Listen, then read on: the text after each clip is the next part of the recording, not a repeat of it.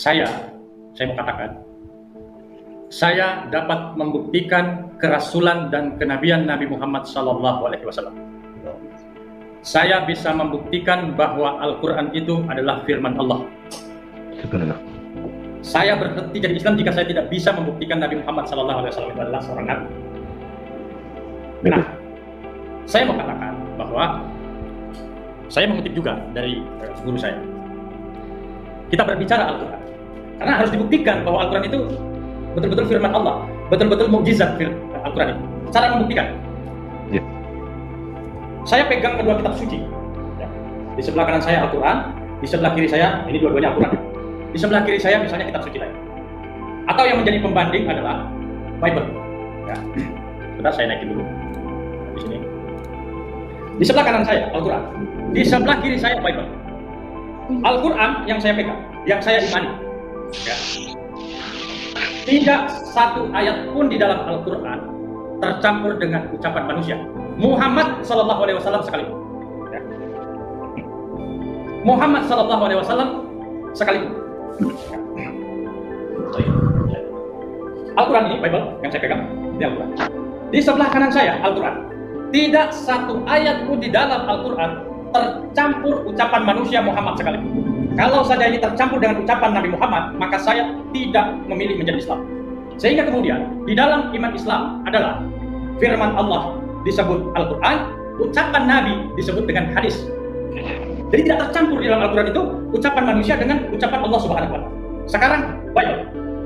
Di dalam kitab suci yang disebut kitab suci Bible, firman Allah atau ucapan manusia? Ucapan manusia. Maka kalau kita mau membandingkan kedua kitab suci ini, maka yang lebih berkualitas dan valid sebagai mukjizat, valid sebagai firman Allah, Al-Quran.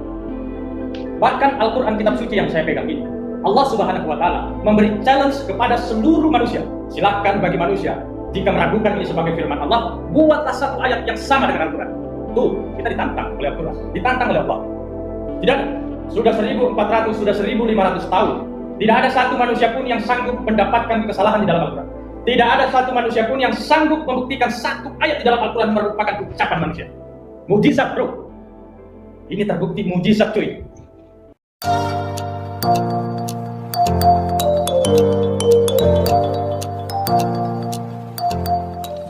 Halo teman-teman, berjumpa lagi dengan Brother Phil. Kembali kita akan menanggapi pernyataan dari saudara Aristo. Setelah beberapa hari kita sudah menanggapi, ini adalah lanjutan dari tanggapan kita terhadap videonya. Baru saja dia membandingkan antara Al-Quran dengan Alkitab. Dia mengatakan bahwa dia tidak akan menjadi Islam jika di dalam Al-Quran terdapat perkataan manusia. Dan dia mengatakan bahwa Alkitab itu berisi perkataan manusia, bukan murni firman Tuhan. Mari kita buktikan pernyataan dari saudara Aristo tersebut. Supaya kita tidak dianggap menghina, mari kita buka Al-Quran Kemenak bersama tafsirnya. Saat ini kita buka surah 6, surat Al-Nam ayat 114. Di sana dikatakan, maka apakah pantas aku mencari selain Allah sebagai hakim? Padahal dialah yang menurunkan kitab dalam kurung Al-Quran kepadaku dengan penjelasan secara terperinci. Orang-orang yang telah kami anugerahkan kitab suci mengetahui dalam kurung bahwa sesungguhnya dalam kurung Al-Quran itu diturunkan dari Tuhanmu dengan benar, maka janganlah sekali-sekali kamu termasuk orang-orang yang ragu. Oke teman-teman, kita sudah dengarkan bersama surat Al-Nam ayat 114. Kalau dilihat dari bunyi kalimatnya, sepertinya yang berbicara di sini adalah manusia kepada penciptanya. Supaya lebih jelasnya, mari kita buka tafsiran Kemenak untuk surat Al-Nam 114. Di situ dikatakan ayat ini menerangkan bahwa Nabi Muhammad menyatakan sikapnya tentang hukum-hukum Allah dengan bentuk pernyataan untuk lebih membangkitkan perhatian. Beliau mengatakan, apakah patut aku mencari hakim selain Allah untuk menetapkan sesuatu? Padahal Allah telah menurunkan kepadaku Al-Quran secara terperinci, mencakup bidang akidah, ibadah, hukum-hukum syariat, dan lain-lain. Oke teman-teman, kita sudah dengarkan bersama bunyi ayatnya dan tafsiran dari Kemenak. Dan sepertinya bunyi ayat itu adalah perkataan Muhammad dan juga dikuatkan oleh tafsiran Kemenak. Mari kita pindah ke ayat yang lain.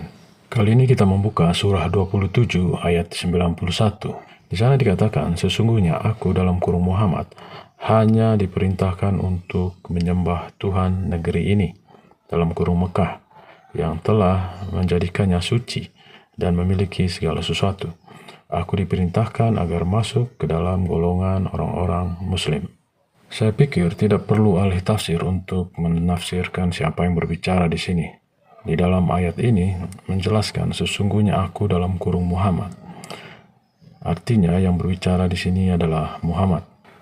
Oke, kita pindah ke ayat yang lain. Kalau yang tadi sepertinya perkataan Muhammad, kali ini sepertinya perkataan Jibril. Surah 19 ayat 64. Di sana dikatakan, tidaklah kami dalam kurung Jibril turun kecuali atas perintah Tuhanmu. Miliknya segala yang ada di hadapan kita, di belakang kita, dan di antara keduanya. Tuhanmu sekali-sekali bukan pelupa. Silakan teman-teman menilai sendiri apakah ini perkataan Allah atau perkataan Jibril. Untuk lebih jelasnya, mari kita buka tafsiran Kemenak. Di sana dikatakan, pada ayat ini Jibril menegaskan kepada Nabi Muhammad bahwa para malaikat tidak akan dapat turun membawa wahyu kepada rasul-rasul kecuali bila mereka telah mendapat perintah dari Allah sesuai dengan kehendak dan kebijaksanaannya, sesuai dengan kepentingan hambanya, baik mengenai urusan duniawi maupun mengenai urusan akhirat. Oke teman-teman, setelah tadi kita mendengarkan, sepertinya ada pernyataan manusia dan juga malaikat dalam ayat-ayat yang kita baca tadi. Saat ini ada oknum yang lain juga, sepertinya berbicara juga di sini.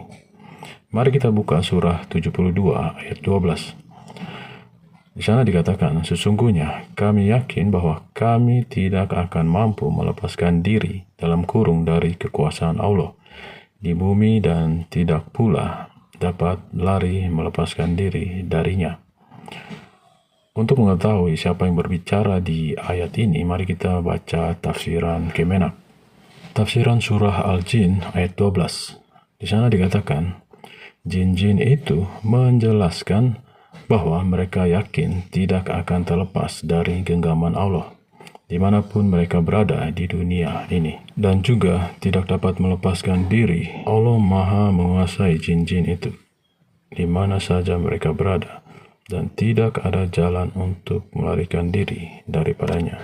Oke teman-teman, kita sudah menunjukkan beberapa ayat yang sepertinya itu yang berbicara dalam Muhammad, Jibril, dan juga jin. Kita akan lihat apakah saudara Aristo konsisten dengan pernyataannya. Kalau saja ini tercampur dengan ucapan Nabi Muhammad, maka saya tidak memilih menjadi Islam. Oke teman-teman, tetap bawakan dalam doa saudara Aristo dan saudara Muslim lainnya. Karena Tuhan kita mengasihi mereka sama juga seperti mengasihi kita. Tuhan Yesus memberkati.